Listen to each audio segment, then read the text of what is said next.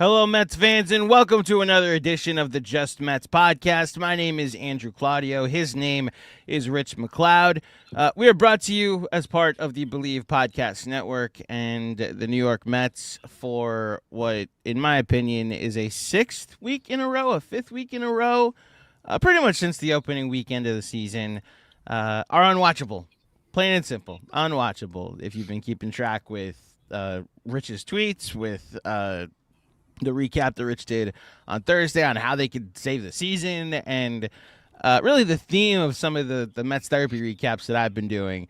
This team has slowly disintegrated into something that it's very tough to talk about and very even harder to pod about, which is why get ready for trivia coming a little bit later in this episode. And of course, we want to talk about a blue and orange team that is actually exhilarating and gets to give their fans something fun to watch. We'll have a little bit of Knicks talk at the end of the show. Rich MacLeod, my good friend and partner in crime, and talking about this baseball team. How are you, sir? I'm good, Andrew. I'm a little dressed up from being the witness of a marriage ceremony today, which was a nice thing. The Knicks are great, which we'll talk about at the end of the show. Will be much more fun, I think, to talk about than this orange and blue team. And yeah, I mean, as far as the Mets go, with the way the basketball has been, like, this team really has been on kind of like the back burner of emotional importance for me lately, keeping up because we do the pod and we do the newsletter, and I can't ever stop watching this team fully, even if I wanted to. But yeah, just in terms of emotional investment, I'm glad they've leveled out a little bit to 3 weeks in a row. So they've scraped together a couple of serviceable weeks, but when you lose 12 games in a row and 17 out of 20, going 6-6 after that, while a mathematical improvement doesn't really do much for you in terms of saving the season. So, I don't know what much to say about this team right now. They're the most boring team in baseball, in addition to just being not very good. There's not a lot of reasons to watch this team. I think you could say Nolan McLean's a reason, Carson Benj is a reason. I can't even say Juan Soto's a reason right now. He's been pretty bad since they moved him to leadoff, which I don't personally love. This team is just like, they're a baseball team that is playing baseball at a mediocre, boring level at this point. Baseball team in name only. A good one, an effective one, an entertaining one, not necessarily meeting those standards at the moment. To just recap the week in full, I know you went live after the Rockies game on Thursday, the Craig Kimbrell disaster. So I think actually the way it's amazing how the Knicks are going to have to factor into this. So the way the week worked out, because there was a legitimate snowstorm in Colorado, Tuesday's game for the Mets and Rockies. No, was it Monday or Tuesday's game that got moved up to the middle of the day, right? So it was a Monday game so Monday's game got moved up.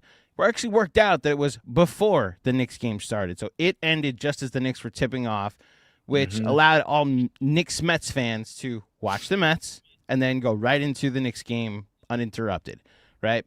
The Mets won. The Knicks obviously won. They swept the Sixers in 4 games. So Tuesday, they're snowed out because there was snow in Colorado, even though it was 70 degrees in Colorado Monday.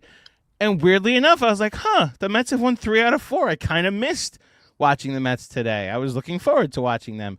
Wednesday night, their game starts midway through the Knicks-Sixers game. So it actually works out that as the Knicks game ends, the Mets are in like a 2-0 game against the Rockies. And it leads to, when you're done with the Knicks game and potentially some post-game shows, you go watch the Mets, and they turned it into an 8-0 game that unfortunately had to sweat out because Peralta got taken out after 5, and Tobias Myers imploded a little bit in the 6th, and He did. Sean Manaea happened. But like the Mets at one point won 4 out of 5. And then Thursday happened. When you now factor in this Diamondbacks weekend where Friday night, McLean is in a pitcher's duel, you think, okay, the offense gets off to a rough start, but they get a good clutch win in extra innings. That's now 5 out of 6. 5 out of 7. They're 5-2 to start May. That's something you can start to build on, hopefully, right? Right. Then the next 2 days happen. Merrill Kelly, who has not had an effective start all season, goes 7 innings, 1 run against the New York Mets, and it looked rather effortless, those 7 innings and 1 run against the New York Mets. Then Eduardo Rodriguez yesterday takes a no-hit bid into the 6th inning and goes into the 9th inning for the first time in his career.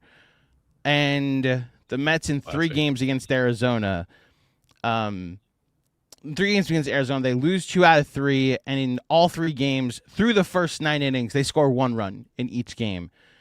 And what started, for me at least, as how am I going to watch both, Sunday actually was the conflict. The Mets' first pitch was at 4 p.m. Eastern. The Knicks' tip-off was at 3:30 Eastern. It's Mother's Day. Right. I have so many other priorities to do. And the Knicks go up by 20 points early on the Sixers. Would have been very easy to be like, okay, now let me lock into the Mets game.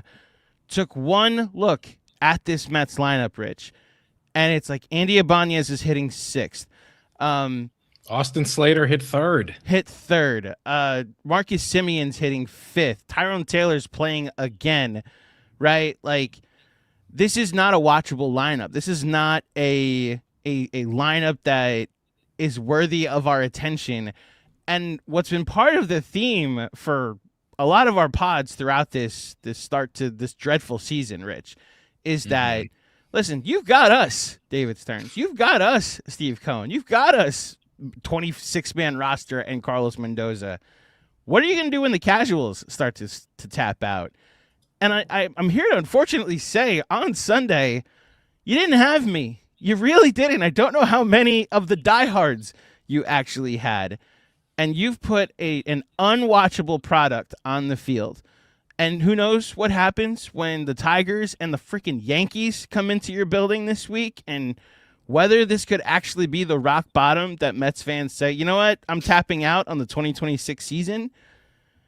But this was my point of apathy, Rich, which I don't fully know how to talk about this baseball team other than this overarching feeling that something is over. And some of it is like on the front office and the construction and what we've talked about for a couple of weeks. Some of it is just on some players underperforming, what Soto's been, what Bichette has been. Some of it is on just some bad luck. They've got $150 million on the injured list right now, which, some of that is on roster construction in that you went and got some injury-prone players and brought them in. But Rich, so where do you want to go with this, Rich, as far as the actual analysis of where they are this season? They're 15-25, the worst start in a long time. They're the worst team in baseball by record. I'm running out of ways to talk about this start without it being a start. I think this might just be what this season is going to be, and that's the overarching feeling that I currently have. Yeah, I think you bring up an astute point of at what point do we go from this being a bad Mets start to a bad Mets team?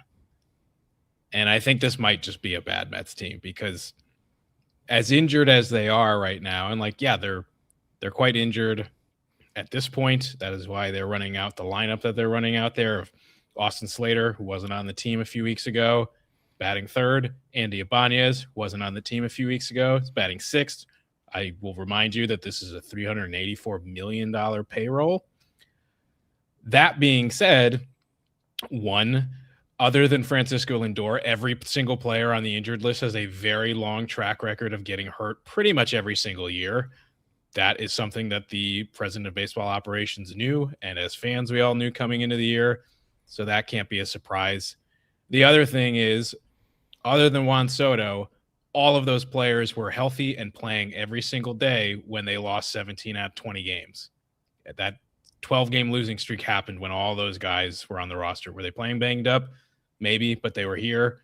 So it's not really an excuse for the hole that they've dug. It's, if you want to excuse it for how they've played the last week or two when they've gone 6-6, then that's fine. But the reason that they are the worst team in baseball right now is because these players just weren't performing when they were on the field, and this roster was so poorly constructed. And injuries or not, I get that, like, doing podcasts and social clips in the era that we're in, like, everything is hyperbolic. Everything is the worst thing that I've ever seen or the best thing that I've ever seen. But genuinely, I think this is the worst Mets offense we've ever seen, at least through 5 weeks of the season at this point, 6 weeks.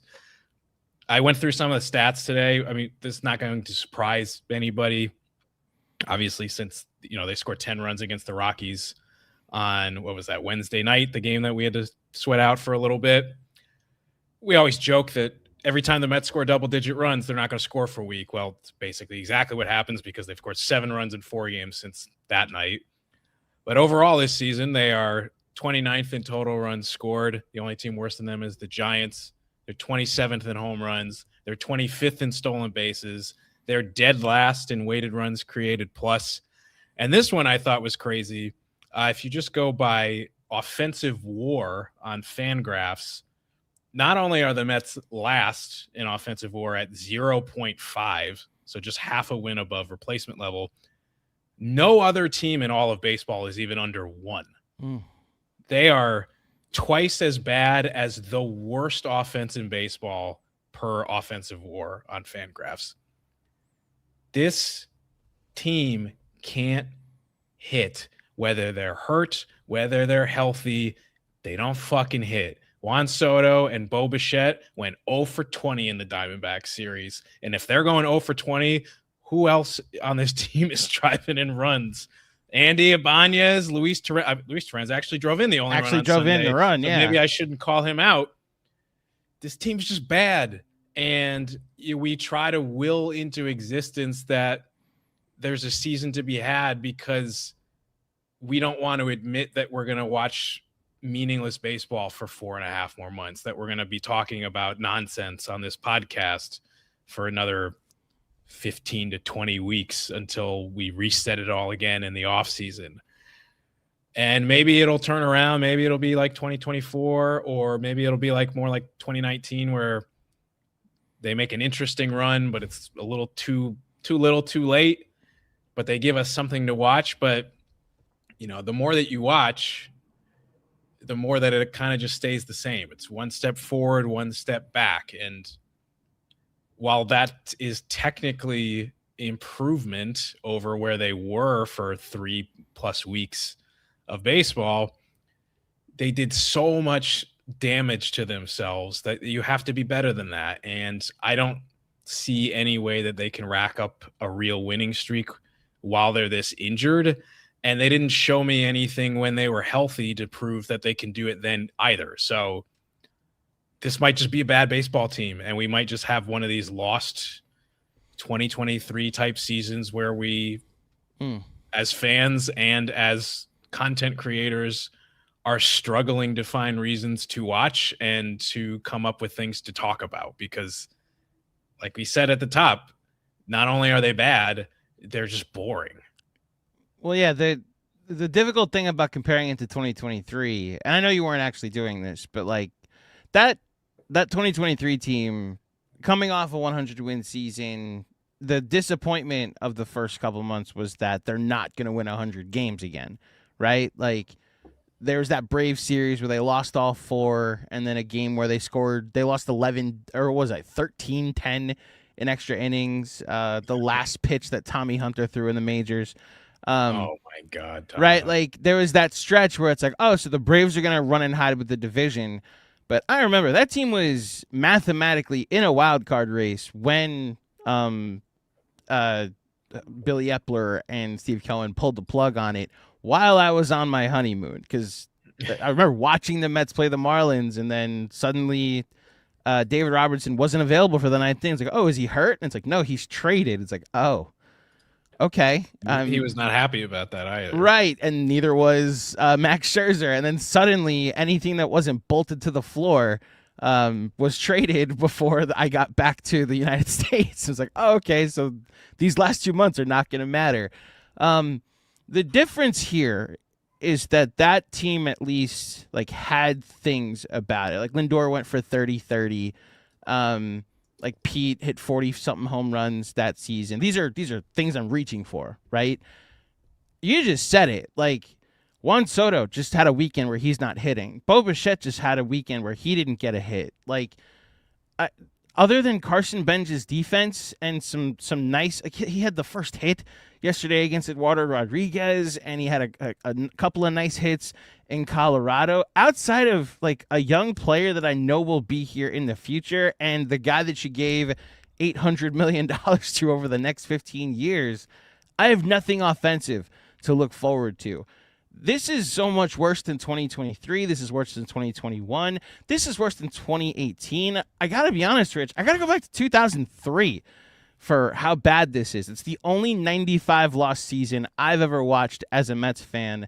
They fired Steve Phillips midway through May, and then SNY contributor Jim Duquette took over and just started tearing the team apart for the rest of the season. Mo Vaughn got traded. Got DFA'd, excuse me. Roberto Alomar got traded. Armando Benitez got traded to the Yankees. Jeremy Brunitz, their right fielder, got traded. And the whole rest of the season became about watching Jose Reyes and Ty Wigington and Vance Wilson, because Mike Piazza got hurt midway through the season as well. Like these names that I'm throwing out there, it was an understanding that this season is going nowhere. Let's start to look ahead to the future. And I hate to say it, with a $384 million payroll and all the preseason hype and projections and the promises that I tore down that old core because I'm going to create a new one, that this is going to turn into a season of none of this matters. I think it's the only way that it becomes something we're interested in again. Bring up A.J. Ewing at some point, Morabito at some point, Clifford at some point, Jonah Tong at some point. Outside of that, boring, uninteresting, unwatchable, most importantly, not entertaining. This is just the state of things with the Mets at the moment, Rich. So. Yeah, and to your point about some of those past bad seasons, I would say, you mentioned all of them, 2009, 2018, 2023 are probably three of the worst Mets seasons that I've seen. Again, my fandom started later in life than yours. 2009 on May 11th, they were 17-14. 2018, they were 19-17. 2023, they were only 2 games under 500 at this point in the season. The Mets are 15-25. They're 10 games under 500. They're the only team in baseball that is 10 games under 500 at this point in the season. This is kind of unprecedented territory. Even in 2024, it took them a little while, I think, to get this deep. I think that was more like late May. If you remember, so it's the 0-5 start, right? Then they had the second game of the doubleheader. They went on a mini run. We were at the watch party, the Knicks Film School watch party, where they came back against the Dodgers. Marte hits the home run, and it's like, the New York Mets. Like, they're going to be something to watch when we get back. Knicks season ends, and it's like, oh no, the Mets season ends also, and then they call up a pop star from AAA and he saves the season, right? Yeah, they were 18-20 at this point of the season that year. So I guess if you want to have a positive spin on it, they were 11 games under 500 weeks later and they dug out of it. But again, how many times can you count on that to happen? Right? That doesn't happen very often. Did you hear the Rosenthal in-game report on Saturday night, because the game was on Fox? So admittedly, Saturday night was my Mother's Day, and took my mom and my parents came out here to my neck of the woods in Long Island and / Queens, and then I went back to my mother-in-law's, and we're playing a board game, and I have the Mets on, and I hear this Rosenthal report, and I feel my blood boiling more and more, that like Mets officials are expressing optimism and that they feel like they've had some bad luck and they just need to be, they keep referencing 2024 and that they're weeks away from, like, to your point, they're weeks away from where they were. And as long as they go like 7-10 in their next 17 games, that'll put them at 11 games under at the end of May. And then they can make the same run that they did. I'm sorry, that cannot be the plan. And at what point does optimism just become blind ignorance, right? That you're so like conditioned to, well, we did it once, and it's why baseball can be so much of a trap at times. Like mathematically, yes, you do have all season to turn it around. Not with this cavalry, not with this army, not with this crop of baseball players that you have put on the field.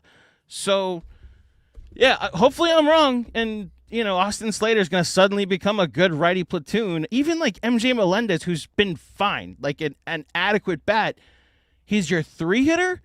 Like, this is not something that I can look at and say, oh, yeah, that's going to turn this around. Like, that is absolutely going to turn things around. Yeah, MJ Melendez, who also didn't make the team out of spring training. This is a almost $400 million payroll, and you're like, how many times can you go to the well of, we're going to gift everybody a 2-month head start on us, and we're going to start 10 games under 500, maybe even worse. And then we'll start playing baseball. Like, that's what we're going to rely on. Like, that sounds like some Pittsburgh Pirates kind of shit, Exactly. And that's where I'll give people, credence on ripping on Stearns for having a small market mentality. That's small market mentality. That's not the mentality of a baseball team that has an owner that buys golden toilets that are worth millions of dollars, and now that is the second most expensive golden toilet that Steve Cohen owns, because this baseball team is number one.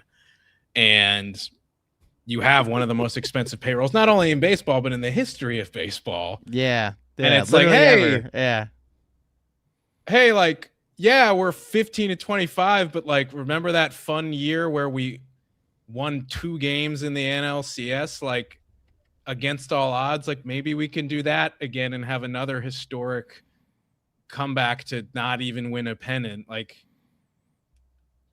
come on. Like, yeah, it's asinine, and I don't know.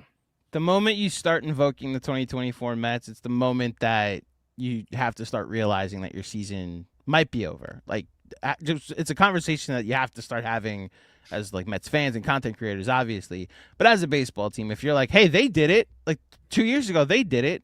It's same as bringing up the 2019 Nationals. Like, it happens maybe every couple of years for different teams. You can't keep going to that same play. And in an era of 6 wildcard teams, fine. Like, mathematically, it's in play. Rich, that team in 2024, as magical and as improbable and as much magic that it seemed, like as many moments as that had, right? And how special those 4 months were. It needs to be hopefully highlighted in the organization, but I guess by us. The team made the playoffs by 1 game. Like, you're not giving yourself room to breathe as far as what you're trying to catch up and do. You're not, like, we thought this team was going to compete for the division, and we're talking about they can go play. They were the best record in baseball for 4 months and made the playoffs by 1 game. They can go and have like a better than 500 record the rest of the season, like be improvement. It's hard not to be better than 3-17 over a 20-game stretch. But what you're trying to catch up and recreate is a season in which you made the playoffs by 1 game, where you escaped out of the wild card round by 1 swing. And then, like, yeah, you played a team that you've kind of matched up well against because they don't like to swing at pitches in the strike zone, right? Like in the Phillies. I'm sorry. This is just, I'm starting to, now that I know there's going to be no significant change to the manager or to the front office, I'm running out of ways to give my full energy toward, I don't want to say caring, because, and there's a comment on this, like, I am always going to be here. You're always going to be here. Us diehards are always going to be here. Right. But as far as protecting your peace is concerned, I don't know if I can let this team dictate what how my emotions flow left and right anymore, because they haven't earned that. They just haven't. No, they haven't. Yeah. Let's go to some comments. I think there's some we started a bunch in the comment section, so I think we should go to that. We're gonna go to our segments as well right after, and then gotta say this is week one of us pivoting to trivia, which we'll go through in just a little bit. I think you guys will enjoy that. First one, James Buckley. Holmes is a reason. Lowest ERA in the NL. So I've been noting this on the Mets Derby recaps, Rich. The thing that actually would make a psycho like you and me start to think that there's a path to a turnaround, they have a solid 3-man group that usually can lead. If you get not even like the Mets offense doesn't need to be great, doesn't need to be the best in the league, doesn't even need to necessarily be good. It just merely needs to exist. Like, they need to have an offense. And if it exists, but like, that's what I'm saying. Like, it's been so bad, it hasn't even existed. If it's even a bad offense with this pitching staff, we saw it last year. The Mets didn't have a good offense for 2.5 months, except for Pete Alonso. And then they had the best record in baseball through the first 2.5 months because they pitched really well. The 3-man rotation at the top of this, the three-headed monster, which monster is not the right word, but Nolan McLean, Clay Holmes, Freddie Peralta. Ironically, Freddie Peralta is probably your number 3 starter right now. Yep. That's a rotation that if you get an offense that exists, you could put a couple of 3-game winning streaks together. You could win series after series. I loved what I saw from Christian Scott at Coors Field on Monday. I'm intrigued to see what he can be now that he's replaced Kodai Senga in the rotation. I don't hate the David Peterson bulk inning starts. Not great. Not changing my thought that his days with the Mets are probably numbered, but it is better than what we've seen. And not for nothing, if that's your 5th starter, that should be okay, right? Like, if that is your option every 5th day, that should be okay. But the point is, I do think they are getting enough starting pitching that if you merely just get an offense to exist for 2 months, you could start to climb out of this. Am I way off base there or too optimistic? You're not. The problem is this team is just scoring a run per 9 innings in most games. They scored 2 runs or less in almost half of their games. It doesn't seem to matter how good the pitching is on those nights. They find a way to lose 2-1 or 5-1 or goes to extra innings. And yeah, they won on Friday, but they've lost a lot of games in extras this year. So, like, we keep saying there's no way the offense can stay this bad, but the offense has stayed this bad. And if they're going to stay injured as well, like, I don't see any ways that it's going to get better. I mean, some of these lineups are truly some of the worst lineups we've seen in years. And again, that's saying a lot because we can evoke names of insanely bad lineups. That might be a show later this summer with how this season is going, of like worst Met lineups of all time. And I just think of Angel Baroa and Nori Aoki and all these, got Eric Young Jr. and Gary Matthews Jr. and all the juniors and washed up Mike Jacobs. Like, I could go on for an hour, and it would be more entertaining than any Met game that we've seen in weeks. But if that's the state of the lineup, how is it going to get better? And then even when they get healthy, they were hitting just as bad when they were at full strength somehow. They have if you put this year's pitching on last year's team, that team makes the playoffs comfortably. And I think that might be maybe one of the more infuriating things is that they blew up the roster from last year and they fixed the pitching enough, but they wound up injuring the lineup so much that it is kind of offset. And we went too far the other way. And I think that the core needed to be shaken up, but it's just about who you replace those guys with, not even necessarily that those guys are gone. And you picked some very foolish replacements. So unfortunately, this actually works out as a perfect segue into some comments from Pete Alonso, which weren't made over the weekend, right? It wasn't even made last week. It was a quote. This is okay. Yeah. So this is from leaked comments from not the Met Pete Alonso negotiations from this past offseason, but from the previous one. So between 2024 and 2025, comes out from John Heyman. I'm going to guess that it comes out now because David Stearns is kind of chumming the water right now. And I can't blame members of the media looking to, get themselves a piece of meat right now because he's easy to target practice. But yeah, it came out a few days ago that apparently during those negotiations, I think it was that last kind of summit that they had in Tampa Bay right before he eventually did sign, that Pete Alonso apparently told David Stearns and Steve Cohen to their faces, quote, "When my career is being evaluated for the Hall of Fame years from now, you'll still be fiddling with your fucking formulas." I gotta be honest, I found amusement in it. I don't think he's right as far as the dismissal of analytics. He's probably not making the Hall of Fame, but listen, he gets the 500 home runs. We're talking about a Giancarlo Stanton, old school baseball writer has to evaluate a guy with 500 home runs and very low career WAR conversation. I see a path. He has to not age the way normal people his position and age have normally aged is the problem. Right. The other element of why I think this came out when it did is that Pete Alonso's no longer hitting under 200. He's no longer got an OPS that starts with a 6.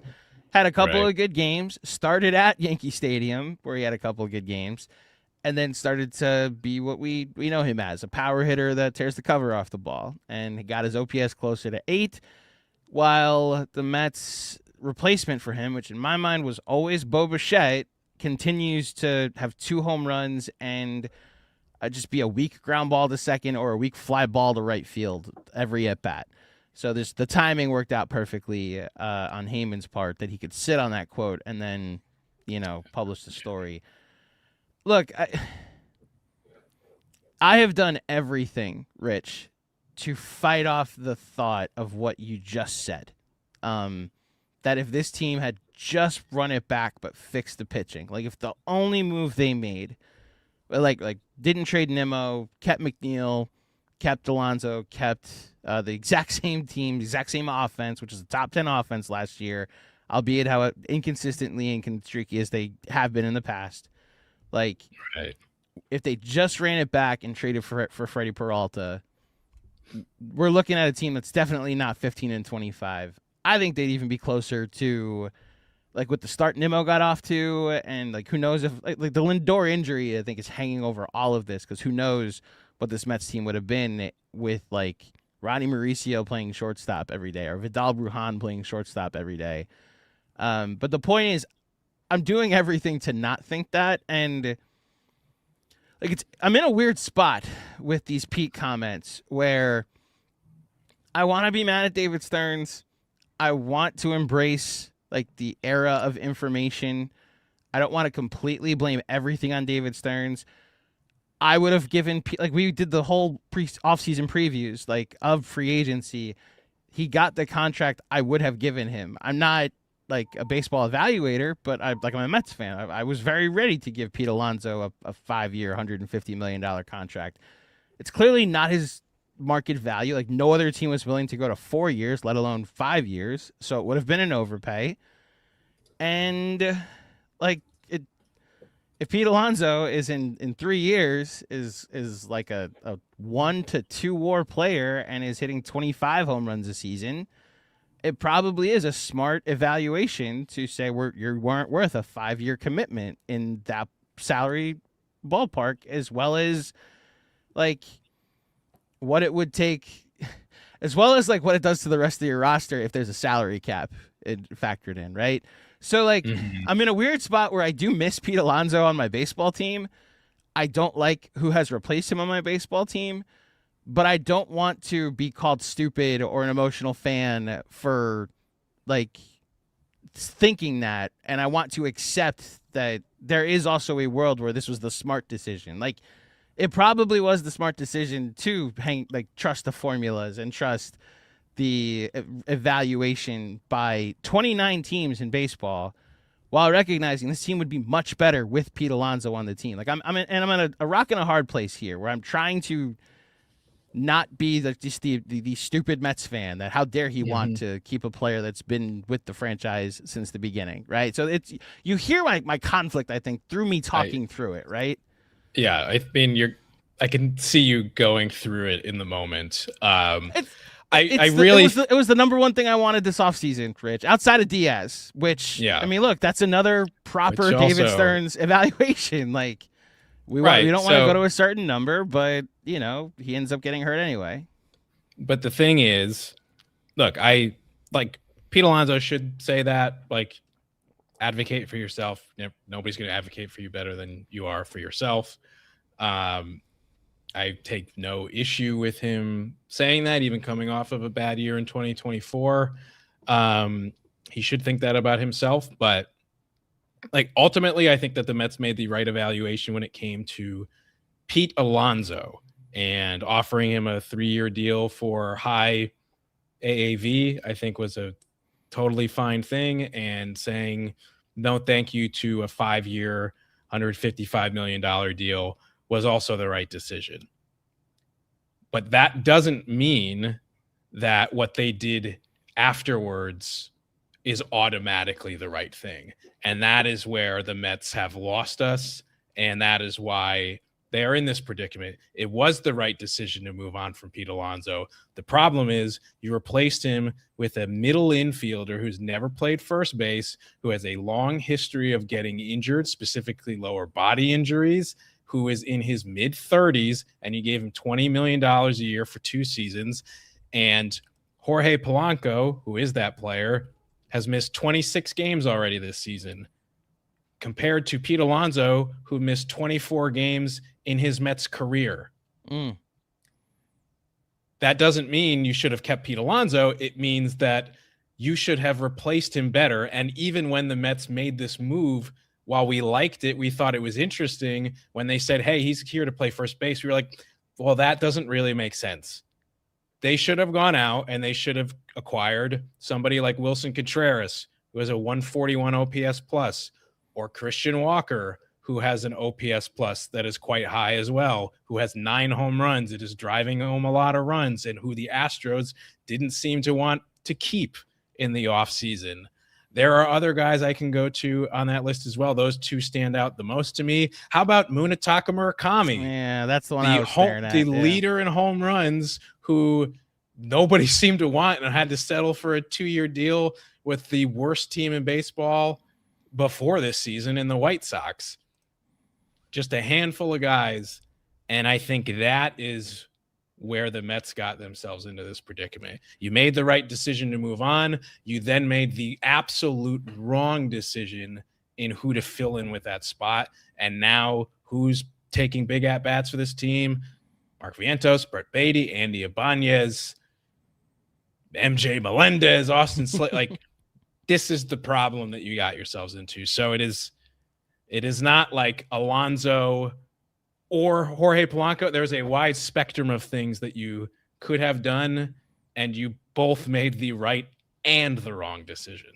And it's why, like, that was well said, first of all. And I think it is why the struggle that I'm having is one of those options that would be better. I mean, Yandy Diaz as Fu Qua Johnson. Love that name.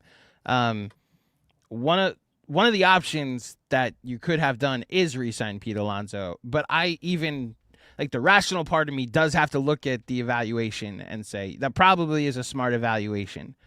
Right. It's also why in our New Year's resolutions and what we predicted for 2026, who's going to play the most games at first base for the Mets, my answer was not Pete Alonso. That was their plan. Right. Not Pete Alonso is going to play first base.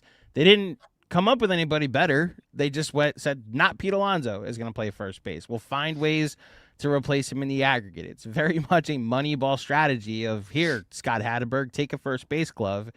What that movie doesn't tell you is that team was built on pitching, and Miguel Tejada winning the MVP that season. They also lost in the first round of the playoffs. Right. Well, listen, I would sign up right now for a 100-win team that loses in the first round of the playoffs. This point. We could probably put the Pete Alonso conversations to bed at this point. It might be the only thing to talk about if this team becomes unwatchable. I have wondered, as I've become prospect guy, and every Ryan Clifford home run with a great exit velo and long distance makes me long for when these Syracuse Mets suddenly become real New York Mets. If this is just like a gap or a 1 year patch on a team that has younger players coming in, whether it be, like we said, AJ Ewing, Morabito. Don't really know what to make of Morabito. Got to be totally honest with you. Feels like a fourth outfielder. We'll see when he gets up here. But then Ryan Clifford at first base. Like, there are spots literally staring at you of, oh, we don't really have an everyday center fielder. We don't, well, Ben, we have a spot in our outfield. We have a spot at first base. You know, like, right. I see a spot when Peterson, if he implodes again, for Jonah Tong, right? But my goodness, are there spots in the bullpen? Shout out Craig Kimbrell if they want to bring somebody up there. Like, is the core that you tore apart, is it going to be replaced by a new crop of young players? And that's why all of these contracts that were handed out are 1 to 2 year deals and no long-term commitment. So that way you can commit to this new patch of young players. The Pete Alonso point remains. Their plan was never to. It doesn't seem like their plan was to ever actually replace Pete Alonso at first base, and it's why Bo Bichette was the actual plan to replace him. Like, we were going to replace him with a guy that makes more contact, bats over 300, gets hits, runners in scoring position. Even though Pete did that very well last season, and like that's where we can start to get into some segments. Like, it's why Bo Bichette, his disappointment this year has contributed to a lot of why this team is this bad. Don't know if they'd be much better, but they wouldn't be 10 games under 500 if he was merely just having a below average season, an underperforming season. He's having the worst season of his career at the moment. I mean, with the amount of low scoring, close losses that they've had this year, there's a lot of games that they could have won if Bo Bichette or really anybody was hitting better. And one last thing, as we now do move on to our segments, is, you know, I've seen this in the comments a little bit, but I feel this way as well. Like, until the Mets play the Orioles or the Rangers or any of these like former players, I do think now it's like the official moratorium on, we don't bring up these guys anymore, because we could honestly, we could complain about it all season long about Nimmo and Alonso and Diaz and all these guys, regardless of how they perform. So I think just Mets is officially putting that on ice until we see those guys again at this point. Is that fair? Do you agree to those That's terms? fair, and I'll co-sign it. I want to tell you when I think the next time we'll have to talk about it will be when they take a group picture at the All-Star game. Yeah. Like, when you see Nimmo in a Rangers uniform, Alonso in an Orioles uniform, and McNeil in an Athletics uniform, and they all take a group picture at the All-Star game, that's going to be like the photo of the 2026 Mets season, as Clay Holmes, as 2 weeks before he gets traded to the Cubs. Which, by the way, shame on that journalist who isn't really a journalist, who made up a story. Like, the Cubs have talked. Oh, my bad, Clay Holmes. He talks about Freddie Peralta. Like, so, I gotta be honest. Didn't fully look into it. Just saw the headline that the Cubs are looking for pitching. One team. The headline said one of the teams that they've spoken to is the Mets about Freddie Peralta. Obviously, Craig Counsell has a connection to Freddie Peralta from his time in Milwaukee, and then all I saw was later in the day after the Mets Twitter news cycle and aggregation cycle went through it, was that same person correct themselves in a quote tweet. Just spoke to someone with direct knowledge to the Cubs that says, yes, they're looking for pitching.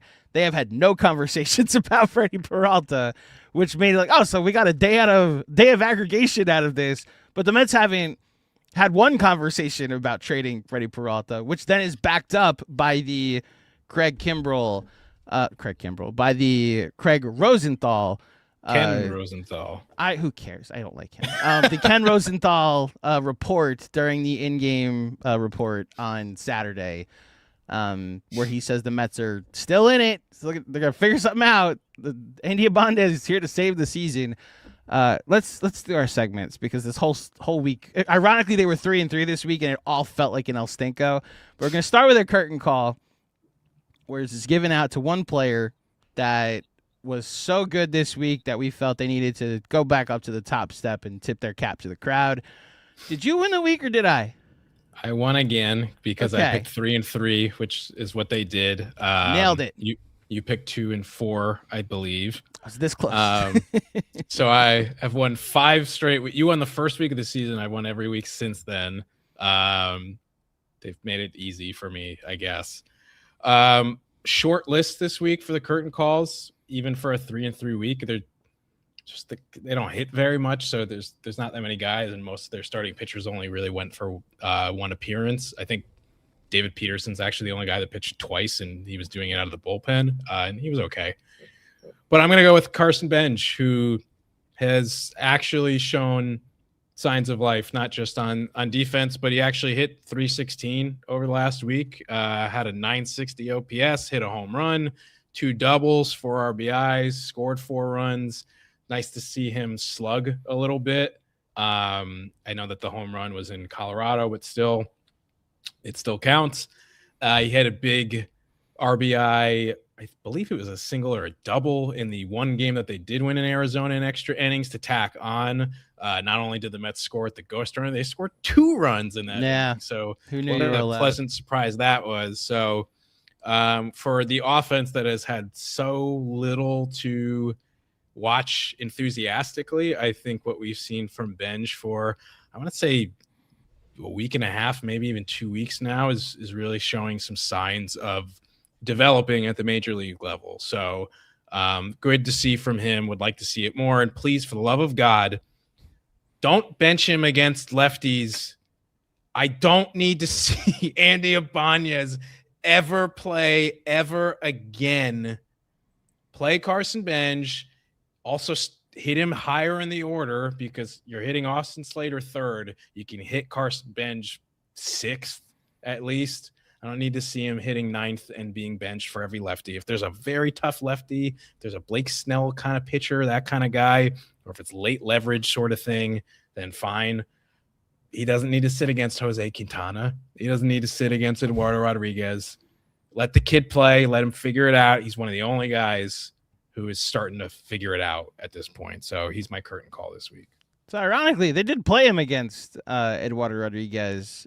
He got their first hit in the 6th inning. But I agree with you. Like the Quintana start was the maddening one. That's like, okay, I can't. Like Brett Beatty, I'm officially like, I'll believe it when I see it. If he ever actually becomes like the consistent player that a lot of people believe he can be, I'm just like, he can play over Andy Abanez and Austin Slater and Vidal Brujan and these. I don't even think these are quadruple A players. These are triple A players, like belong in Syracuse, that can come up here for a week or two, but not can be part of your. We need a full lineup of righties. Got to create the righty lane. Yeah, I co-sign. Carson Bench has been the one thing that during these miserable Mets watching experiences, you perk up. It's like, ooh, Bench is up. What's he gonna do? I'm excited about this player and what he might be for the next 5 to 10 years. Armando's amazing. Real quick, Bruce Levine was the reporter. Thank you, Armando. I blanked on his name. Shame on him for giving Mets aggregation Twitter. El Stinko. Yeah, they get an El Stinko, and so does he. I don't want to give anybody on offense a curtain call. I got to be honest. Christian Scott would have been my curtain call for how he pitched. in the one start that he won this week. Oh, he didn't win. That's right. He didn't get through the fifth inning. The elusive. Yeah, he went 4 2/3. I liked what I saw from Christian Scott. I've been very hard on this player. I think I'm justified in my doubt of him, but Devin Williams pitched very well this week in his 3 appearances. Wow. Don't know how many times I'm going to be able to give Devin Williams any flowers at this point. But after Manaea had the outing that he had, I got to be honest, I'm very depressed watching Sean Manaea pitch at this point in his career with what he may end up being. It feels like an injury, a surgery, or a DFA is coming soon, and we'll talk about that maybe with El Stinko. But then Williams comes in and puts out that fire the day after he, I guess 2 days technically after a snowstorm happened. Then he got the save. Pitches an 8-pitch ninth inning and ends up getting the win on Friday. I'll give my curtain call to Devin Williams. He's pitched very well for like 2 weeks now, so I'll give him that. That for 2 weeks I haven't wanted to pull my hair out.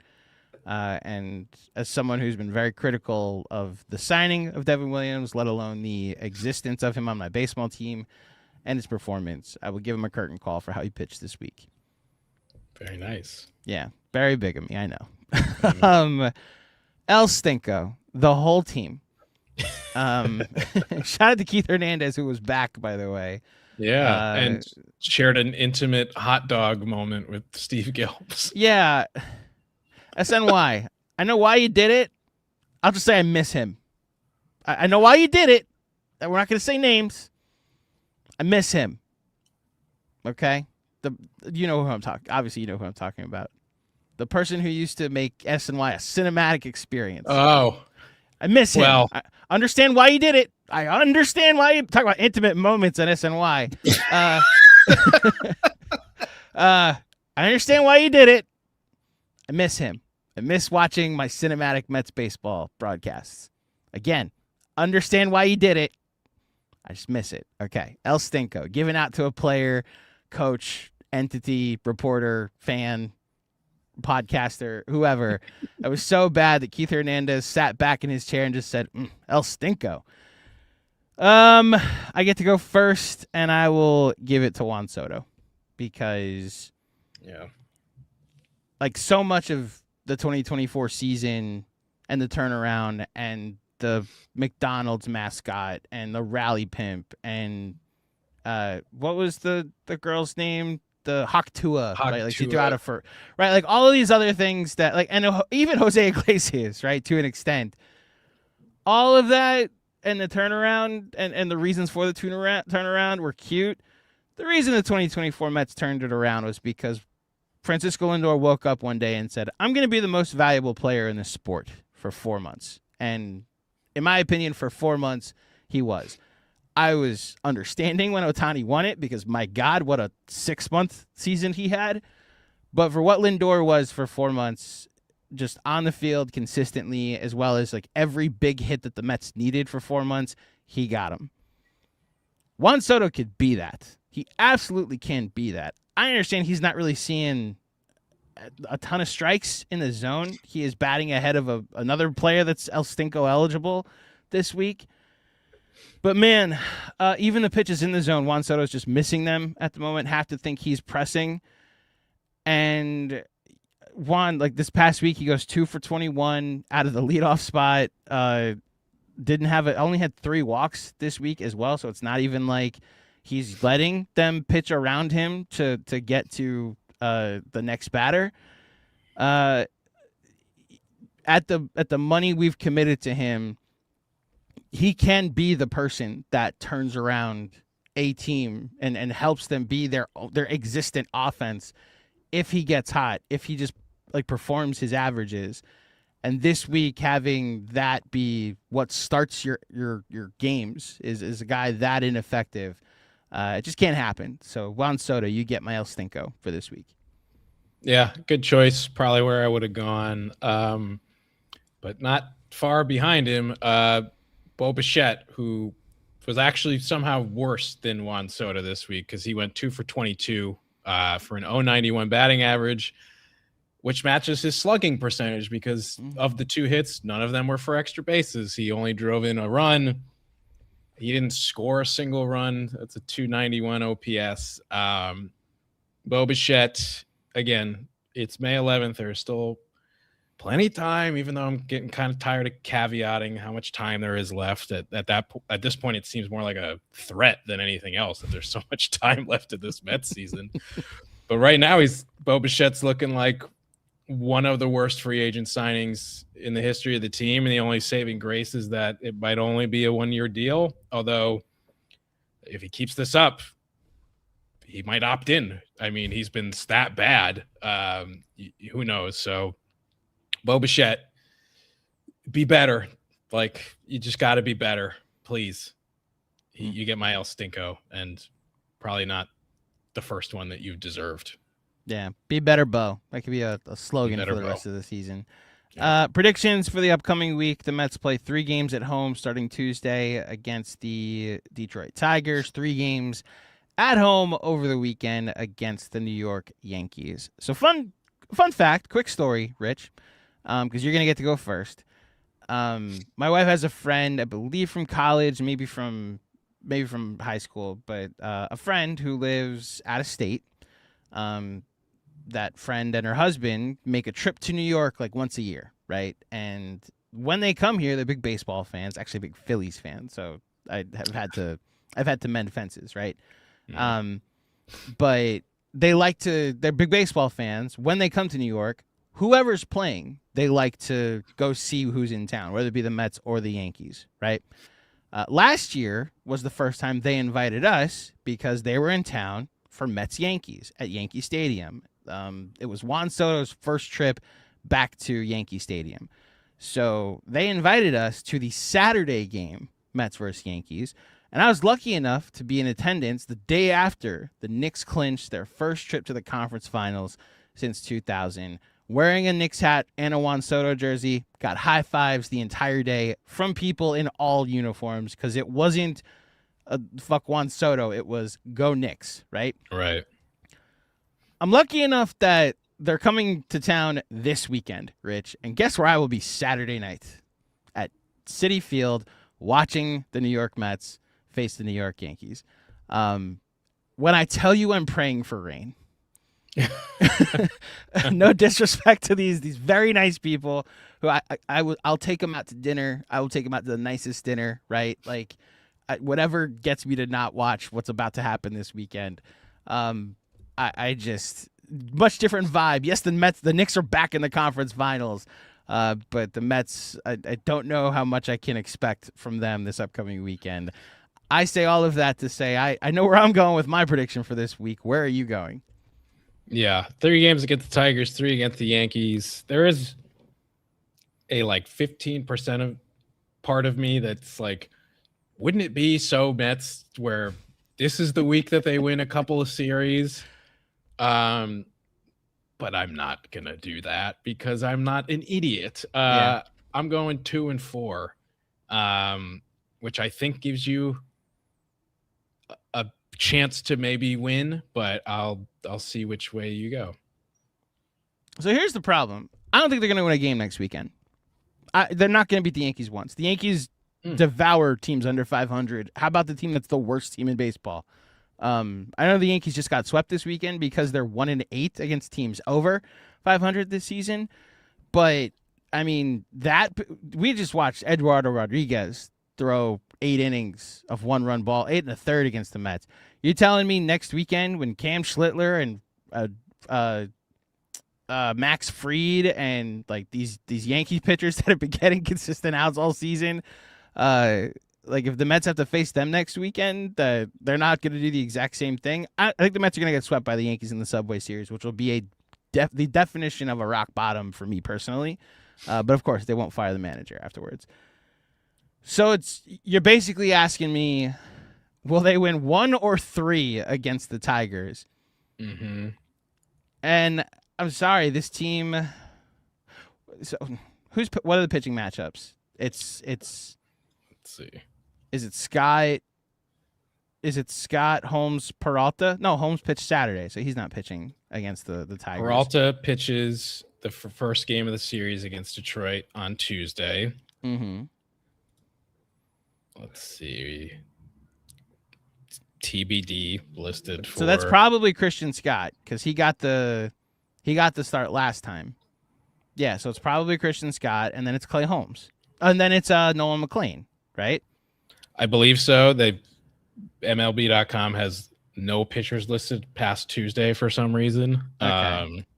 But that sounds right. I think you're gonna end up being right, Rich.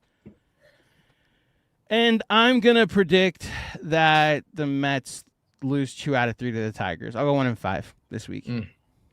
Okay. There's just no scenario where I can confidently predict this team goes 500 in any week at the moment. They're the worst team in baseball by record. So, fair enough. Yeah. Somehow we got an hour out of this pod, and we do have some trivia we want to go through. I want to just unstar some comments real quick. First of all, Fuqua Johnson said, Andrew, you saved my life once. I need you again. The Mets stinks. I don't know how I saved your life once, but you're welcome, and I'll do it again. Watch the Knicks.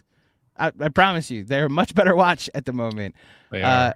Ray with the responding to my addiction comment from a couple weeks ago. Ray RZ, Andrew, like you once said, it's an addiction being a fan, and addictions have many low points. We are always chasing that dragon, and we are getting burned. LOL. It's why we're all going to be sitting there first pitch on Tuesday night. We'll be tuning in Tuesday night. That is absolutely what's going to be happening. Because we are addicted to this team. Yeah, find the rubber bands, And then Ray also commented, Andrew, you were watching games on your honeymoon? Come on, man.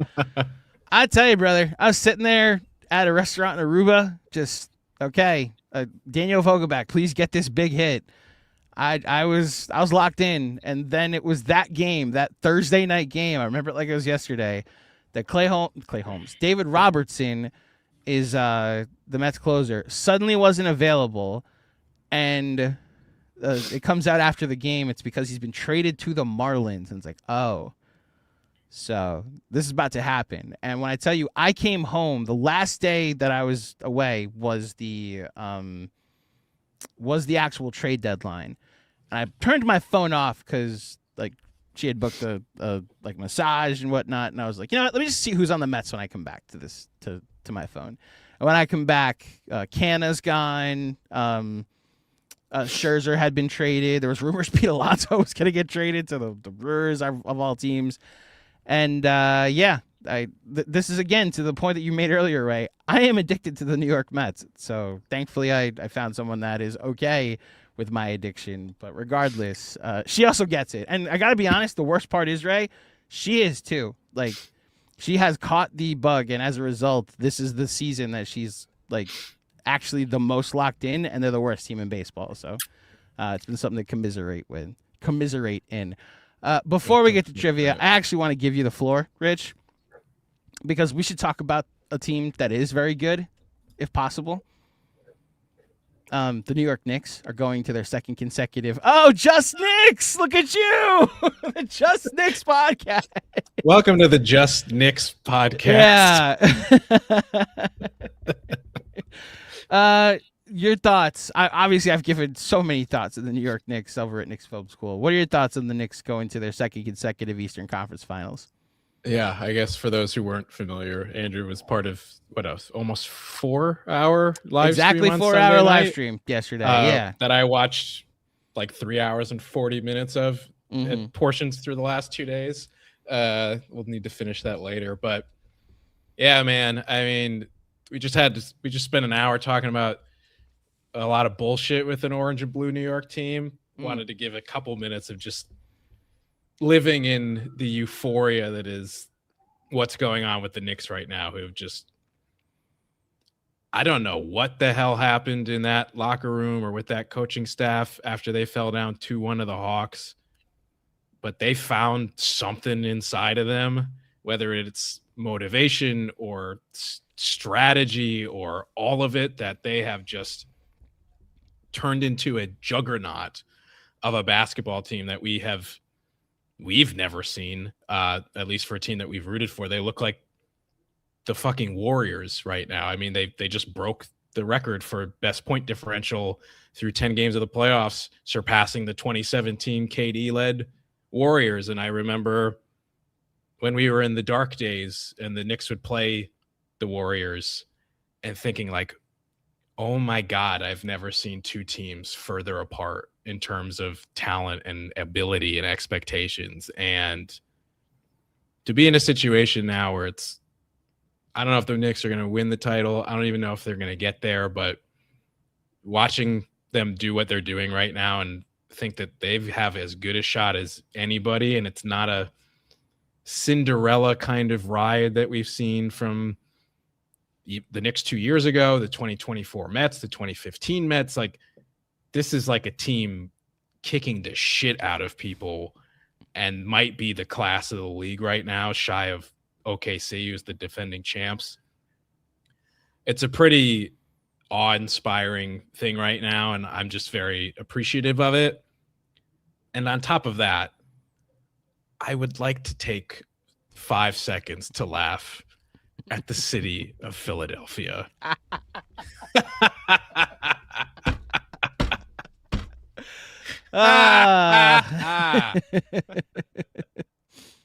Yeah, I saw you get a lot of mileage out of the Philly content creators the last couple of days. Then listen, deservedly so, because there was seeing the hope slowly disappear throughout the series and turn into it was the need to suddenly add context of Joel and Maxey's injury. Yeah, I enjoyed the humbling. That was fun.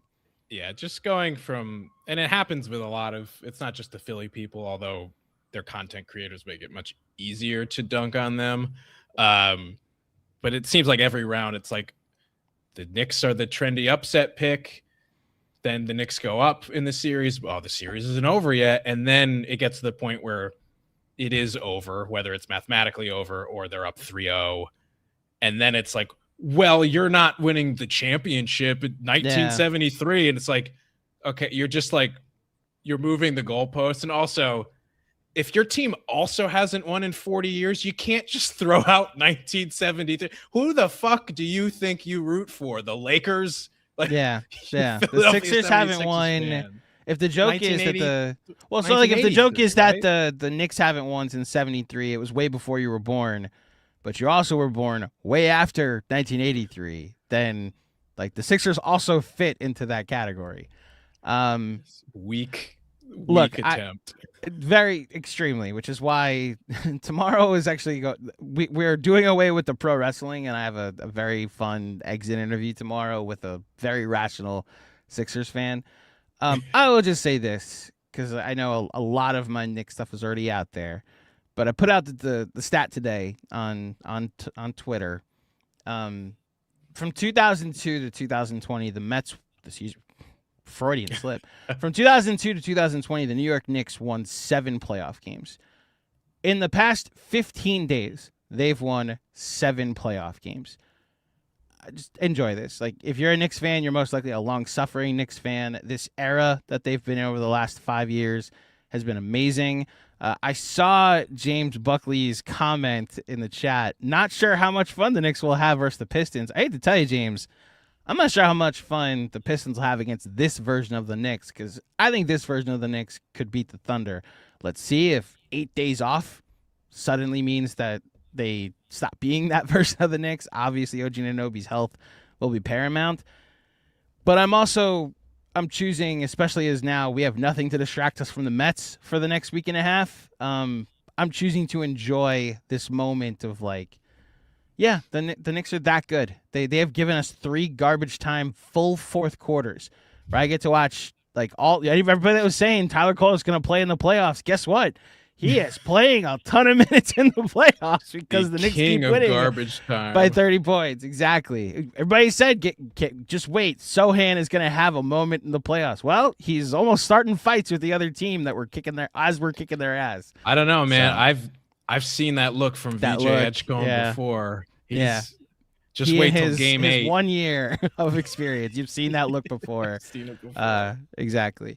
Okay, so here's what we're gonna do with trivia. As I guess as just Knicks comes to an end, unfortunately.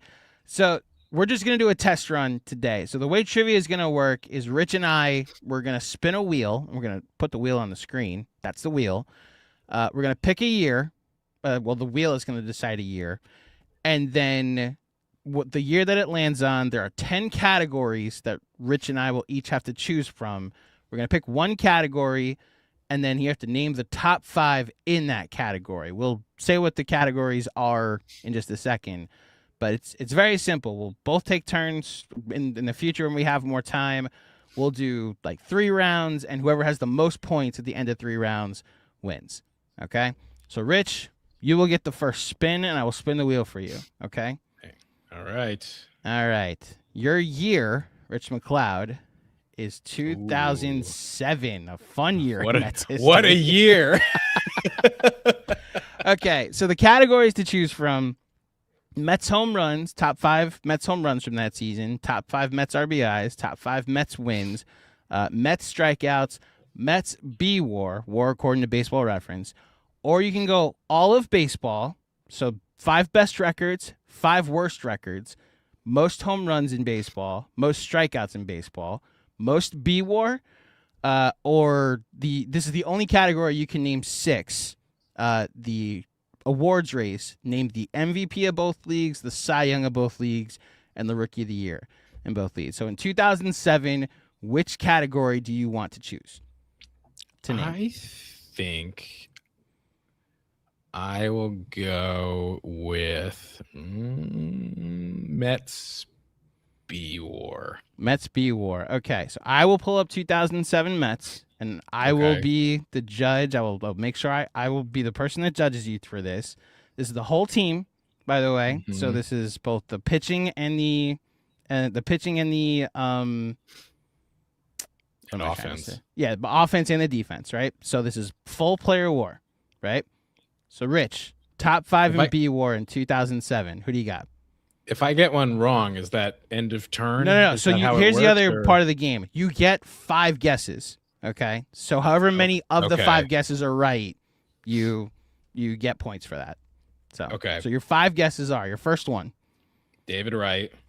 First, he had an 8.3 WAR that season. Probably could have won the MVP. Jose Reyes, a 5.1, finished 3rd in B-WAR on that Mets team. That's 2. Carlos Beltran. Finished 2nd on that team in B-WAR, 5.4. You've named the top 3. Now it gets interesting. Who are the other 2? It's a little harder now. It does. I want to say Delgado. Delgado's incorrect. Delgado finished that season with... How far down was Delgado? Hold on a second. Where is Carlos Delgado? Finished with a .2 B-WAR. Holy cow. I didn't know it was that bad. I knew he was a bad defensive first baseman. Jeez. I didn't realize it was that bad. Okay. Carlos Delgado had a .2 B-WAR. I'll just take a name off your list. Finished a fewer B-WAR that season than as a hitter, Tom Glavine. Yeah. Oof. Yeah. So you have one more guess. Yeah, this is pitchers included. Which feels like a hint. Might be. Oh God. I'm just trying to remember, like, did Pedro pitch enough that year to qualify? I'll actually help you. He pitched 3 starts in September. Like that was the year that was out for most of the year. Was supposed to be their big addition as they were in a race for a division. Turns out that only had to come back for a month because they didn't make the playoffs that year. Glavine? Tom Glavine finished that season. Remember, he had the atrocious start, the last game of the season. So, unfortunately, it knocked him out of the top 7 down to 8. He finished with a 2 WAR that season and a 4.45 ERA. Glavine also, because of his allergy to strikeouts, wasn't always the highest WAR pitcher. So unfortunately, the two pitchers that ended up being 4 and 5 on the Mets in B WAR that season. Number 4, Orlando Hernandez with a 2.5 B WAR, and John Maine, he of his game 161 fame, 2.4 B WAR. After both of them, Moises Alou in his 87 games had 2.3 B WAR, and you could rake. Hit 341 that season with a 916 OPS, a 137 OPS plus. He had the equivalent of what was like the best full season in Mets history if he were to have a full season. But unfortunately, he was at the point of his career where he was not able to play full seasons. So you finished with 3 correct. So now we're gonna bring the wheel back up. Great. And I'm gonna encyclopedic mind that you have. I will also X out of all of my tabs just to make sure this is honor code here at Just Mets. Okay. And I get that's just not fair. I get I don't want to do 2025. That's not fair. It's just not fair. So I want to spin. I'm choosing to spin the wheel again. That's more respin. Fun. Okay. Yeah, respin. All right, 2018. Okay. I will choose for my category 2018. I will do the MLB. I will do the Major League 2018. Jeez, hold on. How much do I remember 2018? I will do the awards, the 6 awards from that season. So MVP, Rookie of the Year, Cy Young in both leagues. So the 2018 Cy Young in the National League was Jacob deGrom. That was a very contentious award race between Jacob deGrom, Max Scherzer, and I believe Aaron Nola was the third name on that list. There was 3 guys with like WARs of 11 and ERAs under 3 or under close to almost under 2, but deGrom had a 1.70 ERA. Yeah, it was deGrom, Scherzer, Nola. If you could guess 4 and 5, you would blow my mind. Freeland, the guy from the Colorado Freeland. Rockies, was always like, oh, there's another. I remember the attempts at an article that season, and it was like, yeah, that doesn't matter. deGrom went 10-9 and won the Cy Young that year, and that was forever the last year that we cared about pitcher wins. Yes. In the American League, Blake Snell won the Cy Young for the Tampa Bay Rays. Also had an ERA under 2, if I remember. So 2018, what team won the World Series? Wasn't the Giants, even though it was an even year. That was the Red Sox that won the World Series. 21 games that year, by the way. Who? Oh, yeah, he did win 21 games that year. 21 and 5.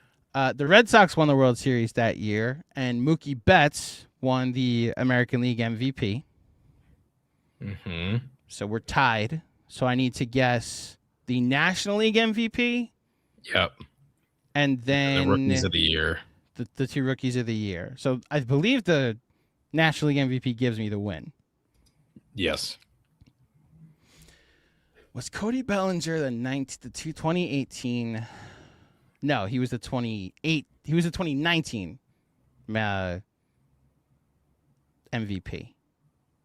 I think. Yes, Cody Bellinger was the 2019 MVP because he had that crazy home run against Diaz when Diaz was giving up home runs left and right. Okay. So I need to guess the 2019 National League MVP. 2018.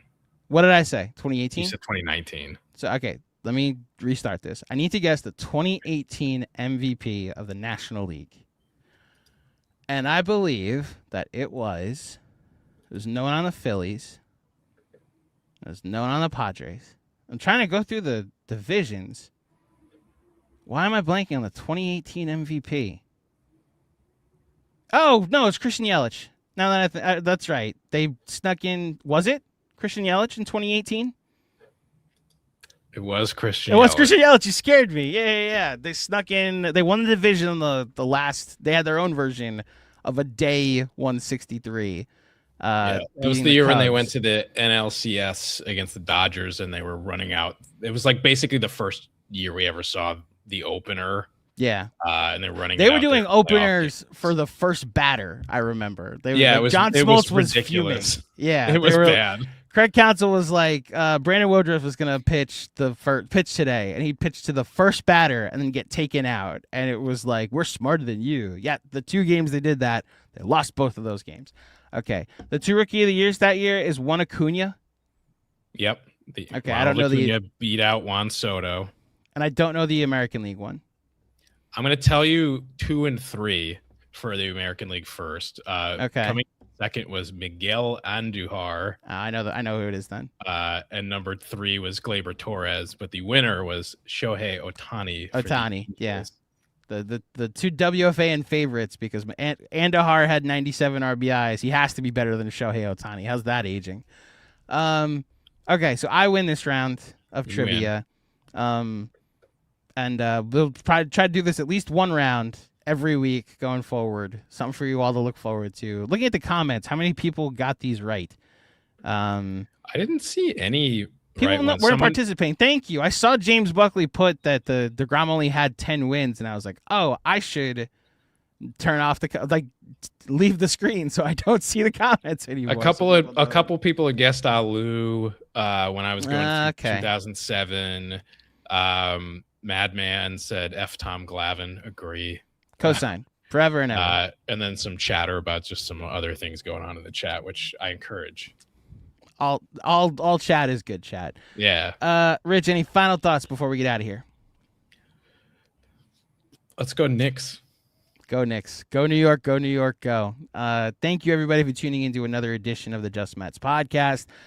We do this every week on usually to recap the full week in Mets baseball. Thankfully, the Mets gave us an off day, so we didn't have to do it on a Sunday night. Happy Mother's Day to all the mothers out there. My mom, Rich's mom, all the moms in our lives, for sure. I have the midweek show this week, as Ray puts in all caps, Knicks, on the screen. Love it. I listen. I am very thankful for the New York Knicks in many ways, in this run that they have been going on for the past 5 years. We'll see what happens. If you dug this show, please head over to the YouTube channel. If you're watching this, please like this video. Remember to subscribe to the channel. If you're listening, leave a 5-star rating and a review on Apple Podcasts. I will be the midweek show this week, so I will be on sometime Thursday to recap the Mets series against the Tigers and preview. It will be a fun-filled weekend for the Big Apple, where the Mets are giving away T-shirts for people to commemorate the Subway Series. Yeah, if you want to go to Citi Field as a Mets fan, you know what you want to leave with? A T-shirt with the Yankee logo on it. Dumbasses. So I'll be back Thursday to recap the Tiger series and preview the Yankees series. Remember to subscribe to the Just Mets newsletter. It's free. It drops every day. It's outstanding. Please just subscribe and support your people here at Just Mets. Any final thoughts, Rich? I already went to this, but anything else before I officially sign us off? No, I will not be on the weekly recap next week because I do have a wedding. I think for maybe pick predictions and picks, maybe I'll try to either text them or send some like cell phone videos if I can. I may have had a bit to drink at that point, so TBD on how we're gonna do that, but we'll find a way to keep that going. It is an early afternoon game, so maybe can sneak away to the bathroom and record something real quick and send it to you, but we'll figure out something out. We'll figure out something. More programming notes on that coming later in the week. For Rich, I am Andrew. Thank you for tuning in, everybody. And in the words of the immortal Gary Cohen, we are out of here.